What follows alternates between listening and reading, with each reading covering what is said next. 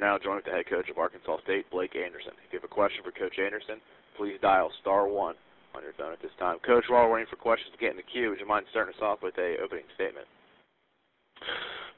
Sure, man. Just kind of coming off the whirlwind that is your first game as a head coach and first game at a new place, and we had a great crowd, around 26,000, beautiful weather, and just an awesome game day environment to get a win. And it was closer, a lot longer than we wanted it to be, and I thought the kids did a great job responding to a couple things that happened throughout the game that put us in some adverse situations. We had injuries. We had a kid get tossed out for a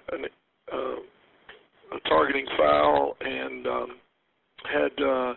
had really to throw a lot of guys in the fire that had not gotten a lot of reps, and they all responded well, and ended up playing about 12 true freshmen throughout the course of the day, and for the most part we didn't see a lot of issues, but all in all, possibly the best collective effort that we've ever seen out of a group of guys. We talked as a staff yesterday, and just tremendous effort, and that was probably the most proud thing coming out of it, was just how hard they played from beginning to end, and just how few lack of effort plays we really had. And I think it took its toll in the second half. We were able to pull out and stretch things out and comfortably win the game to start things off for the season. Just looking forward to how these guys can improve on what they were able to do. Thank you, Coach. Our first questions come from Luke Matheson with RedWolfReport.com. Please go ahead, Luke. Hey, Coach. You mentioned the injuries. Do you have any updates on those, specifically Michael Gordon? You know, Mike seems to be doing a lot better. Did his normal workout yesterday, Wednesday, on Sunday, both run and lift, and with very minimal discomfort, should be fine. Same thing with Q Lee, same place, and I feel comfortable that Money Hunter will be back in the lineup. Really the only guy that's in question is going to be Kenny Raines. I would expect that we probably lost him for a couple weeks, if not longer, and won't really know more until we get a better look at it, but he's the one guy that we truly felt like is beat up a little bit. After getting a chance to go back and watch the film on the game, what's the biggest thing that you took away? You mentioned the way that the team responded with 12 freshmen playing and the injuries, but what else did you take away from the game? You know, the biggest thing was that we really challenged them a lot. In terms of their effort level, we use the term fanatical effort all the time. We've shown them, I've shown them, verbal definitions from the dictionary. I've shown them visual definitions of what I think great effort is.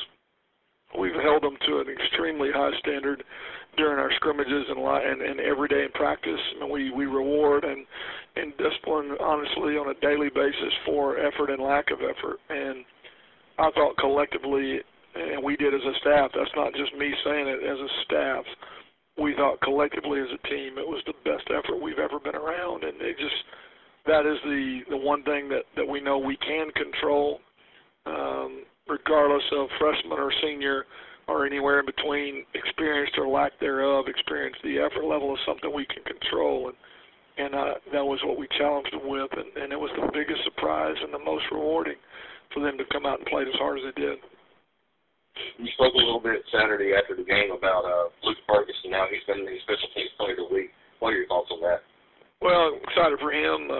He got rewarded for a great game. He flipped the field, and really we won the field position battle all night. He was able to contribute to all that. He kicked the ball deep in the end zone on kickoffs. He flipped the field in punting.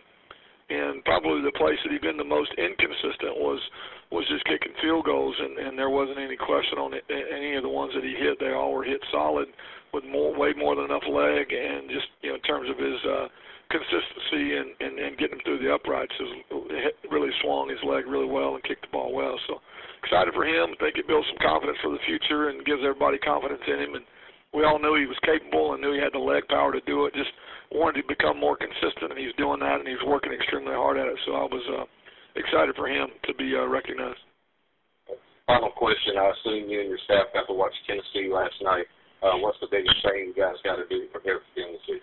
Well, it's really honestly the same thing we did this week. We got to play with tremendous effort. I mean, that's going to have to alleviate some of the mismatches that we're going to have physically. We've got to play harder than they do, and we've got to play, harder and longer than they do throughout the course of the game. We've got to try to let tempo play a factor and conditioning play a factor, and really just do that every week. We've got to eliminate critical mistakes. We were able to avoid, for the most part, those mistakes.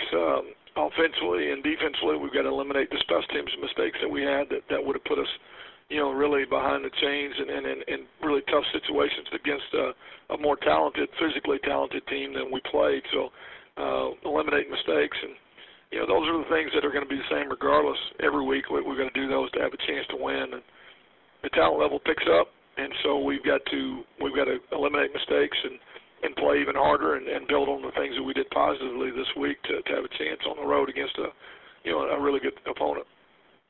All right, Coach. Appreciate it. Sure. Thank you, Luke. Our next questions come from Knoxville, Tennessee. Caller, please identify yourself and go ahead. I think this is Steve McGarvey from the Associated Press. I was just wanting to hear about your quarterback night, and they seem to have a really big game against Montana State. What are your impressions of how he's done so far, and just what's made him so special so far? Well, consistent improvement has been, really the way I would define it. It's just gradually gotten better and better. I think with what we do and the decisions that we ask a quarterback to make at the snap, with the tempo that we play, there is no substitution for just repetition and getting more and more experience. And so I thought he handled it well for the most part. I mean, really there was a couple misreads that I would think he would love to have back that potentially could have created explosives that we didn't get. There was really only one throw that we would take back that was honestly put up in harm's way when protection broke down. Just thought he made a poor decision in terms of floating the ball down the middle, and then we were able to survive it and did not turn the ball over, but could have been one, and that was something he could definitely eliminate and make better decisions there. But in terms of what makes him special, he is no doubt a dual threat guy. He's a dynamic runner. He has a knack for creating on the run and extending plays and getting out of the pocket when things break down, and which I think puts a lot of stress on the defense. He's a quality runner with the ball as well, as a run game guy. So it just makes sure that you have to defend all 11, and that he's going to move and get out. So you've always got to account for him. He threw the ball very well, threw it accurate, got the ball out of his hands, and we were able to protect him all night. But the thing that kind of gets all that going is just his approach throughout the week and throughout the off season. He's a studier of the game. He spends a lot of time watching film. He knows the game plan frontwards and back. He knows his answers, and he's got a very high football IQ. And so you're getting a great athlete and a guy that understands football and a guy that loves football, and it's allowing him to improve. And every snap he gets is going to make him a better football player.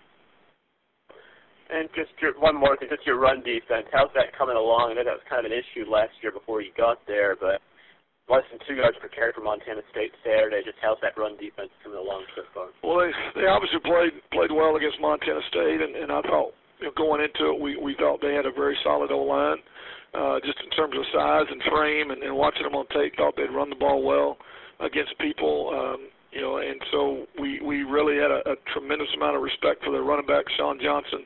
And for whatever reason, we were able to keep them corralled and bottled up. I think the best thing about all of it is when you see tackles, you saw very few one-on-one tackles. You saw a ton of swarm tackles and group tackles, and the effort level that I spoke about earlier was the key to that. They played extremely hard. We had guys flying around from the very first snap all the way to the last snap.